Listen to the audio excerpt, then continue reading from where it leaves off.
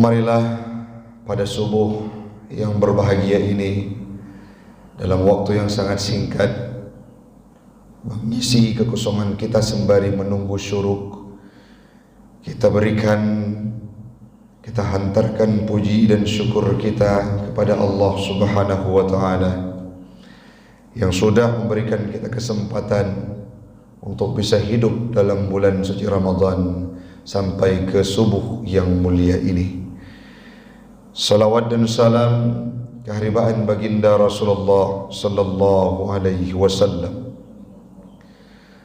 kepada al dan sahabat beliau sekalian yang kami hormati, para perangkat desa Lancanggaram, jamaah sidang solat subuh yang kami muliakan.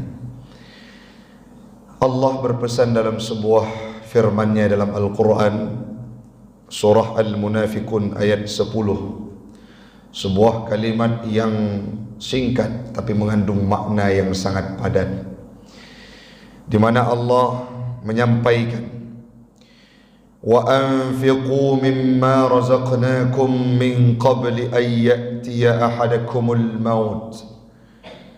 Berilah infak dari rezeki yang diberikan oleh Allah, dari harta yang dititipkan oleh Allah, min qabli ayyatiya ahadakumul maut, sebelum datang kematian dalam hidupmu. Fayaqula rabbi, manakala nanti kalau mati itu sudah datang dalam kehidupan kita, pastilah kita akan berkata kepada Allah, ya Rabbi, wahai Tuhanku, laula akhartani ila ajalin qarib, seandainya engkau tidak mentakhirkan, mendekatkan kematian dalam kehidupan saya, fa asaddaqa wa akum minas salihin, maka aku pastilah akan bersedekah dan termasuk diriku dalam kategori orang-orang yang saleh. Kalimat ini disampaikan oleh Allah menjadi gambaran bagi kita bahwa nanti di yaumil qiyamah akan ada orang-orang yang berkata, ataupun setelah meninggal dunia orang-orang akan berkata, ya Rabb, masa hidup saya tidak bersedekah, tetapi saat ini saya sudah sadar, andai kata engkau berikan peluang waktu barang 1 jam, ataupun engkau berikan peluang waktu barang 1 hari, insya Allah saya akan bersedekah dan berinfak terhadap harta yang telah engkau titipkan dalam kehidupan saya. Itu kalimat akan disampaikan oleh orang-orang yang sudah terpisah nyawanya dengan kehidupan. Fayaqula rabbi laula akhartani ila ajalin qarib. Mereka itu akan berkata, orang-orang yang sudah mati nantinya akan berkata, ya Rabb, kembalikan saya ke dunia, kembalikan saya ke desa Lancanggaram. Kenapa? Untuk bersedekah. Fa asaddaqa wa akum minas salihin, saya akan bersedekah, berinfak harta di jalanmu ya Rabb, dan termasuklah saya dalam kategori orang-orang yang saleh. Namun itu hanyalah harapan semata. Ayat ini seolah-olah memberi pesan kepada kita, wahai orang-orang muslim yang ada di sudut kota kehidupan, kalau engkau diberikan harta, kalau engkau diberikan kecukupan dalam kehidupanmu, jangan pernah engkau abaikan urgensitas untuk bersedekah, karena harta itu tidak akan mampu memberikan manfaat dalam kehidupan kita kecuali yang kita investasikan di jalan agama. Sesuai dengan hadis Nabi, apabila idza mata ibnu Adam, apabila meninggal dan mati seorang anak Adam, Bani Adam, inqita amaluh, putus segala amalan kebaikannya, illa thalathah, kecuali 3 perkara. Salah satu di antara 3 perkara tersebut, sadaqatun jariyatun, sedekah jariah yang kita berikan kemanapun, lebih-lebih dalam bulan suci Ramadan. Kalau kita ingin main dengan logika, orang-orang Islam ini adalah orang yang identik dengan sedekah. Orang Islam ini adalah orang yang gemar bersedekah. Itu tuntutan wajib dalam kehidupan kita. Pakan lagi yang dengku, ada sebuah ibadah yang merupakan rukun dalam kehidupan orang Islam, yaitu ad-diz zakah, menunaikan zakah. Zakat itu diibaratkan dalam kitab suci Al-Quranul Karim, innamas sadaqatu lil fuqara'i wal masakin ilah. Apa maknanya?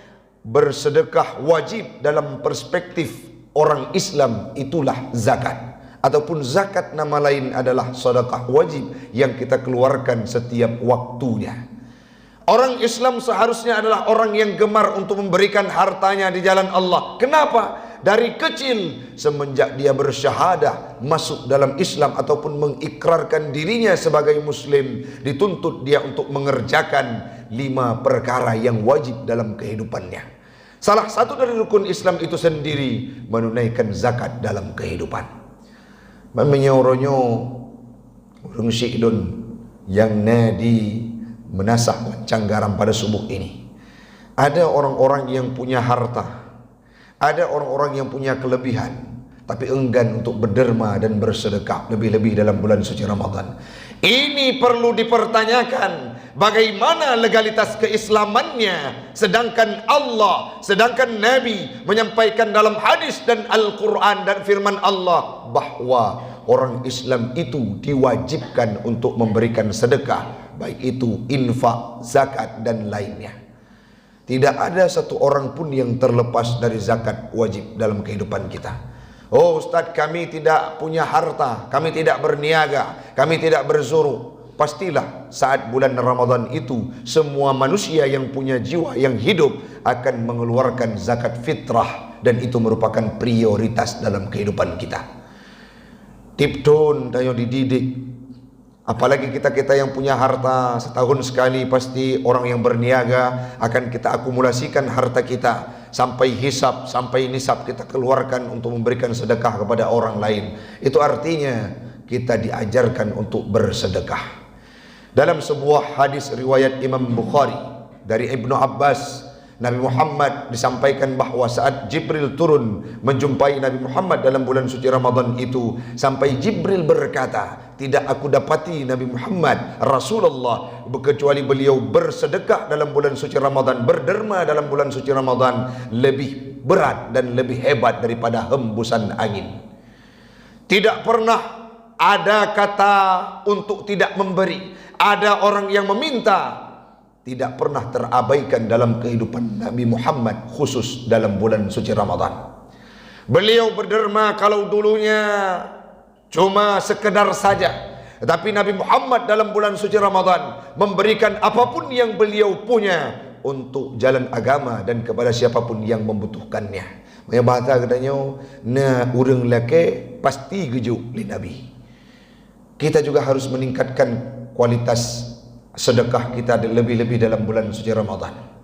Pernah teringat dengan sebuah sejarah, kisah dari 2 orang sahabat yang sangat luar biasa, sudah dijamin surga insyaallah bersama baginda Rasul. Siapa beliau? Umar bin Khattab dan Abu Bakar As-Siddiq.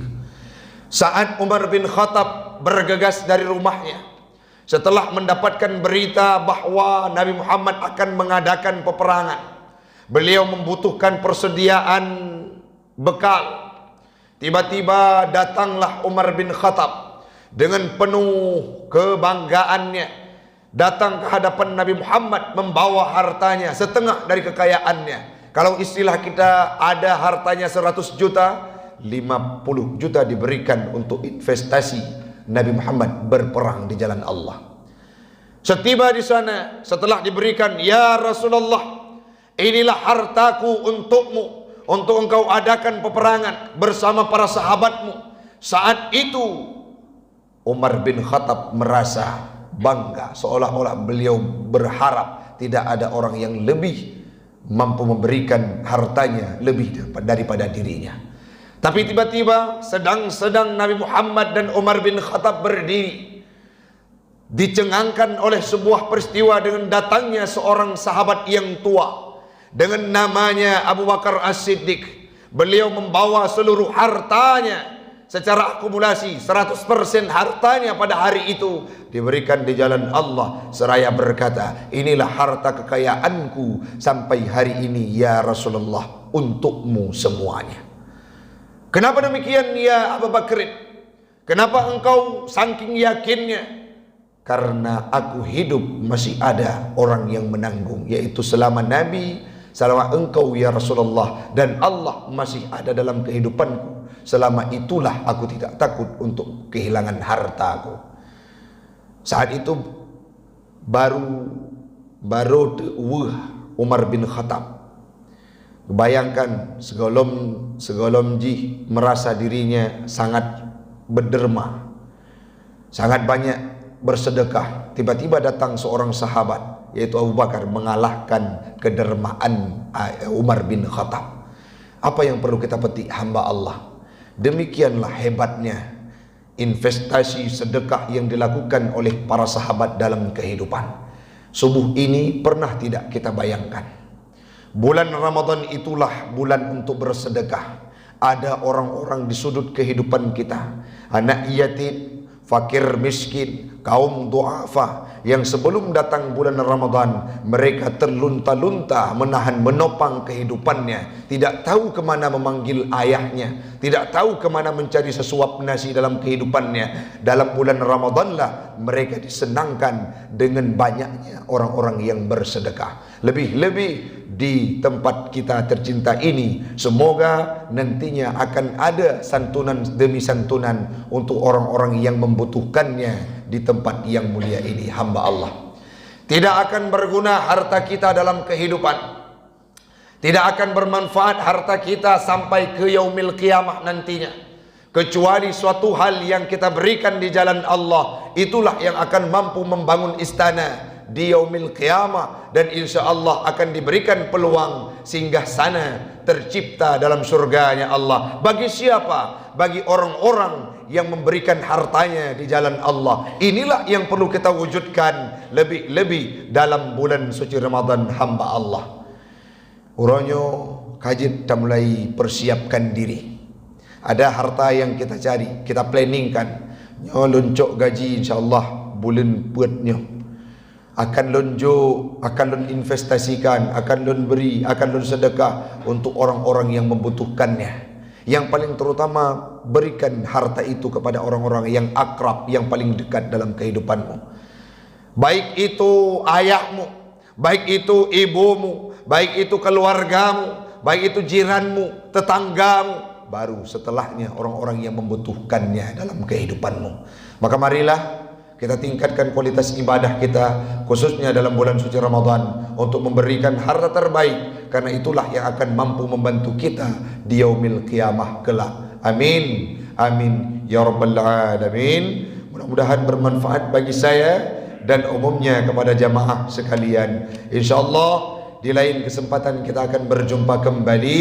Semoga amalan ibadah kita dalam bulan suci Ramadan ini akan dijadikan sebagai amalan yang tercatat dengan indah di sisinya Allah, dan memicu kita akan mendapatkan titel muttaqin, menyandang predikat takwa usai Ramadan. Amin, amin ya rabbal alamin. Hadanallahu wa iyyakum ajma'in. Assalamualaikum warahmatullahi wabarakatuh.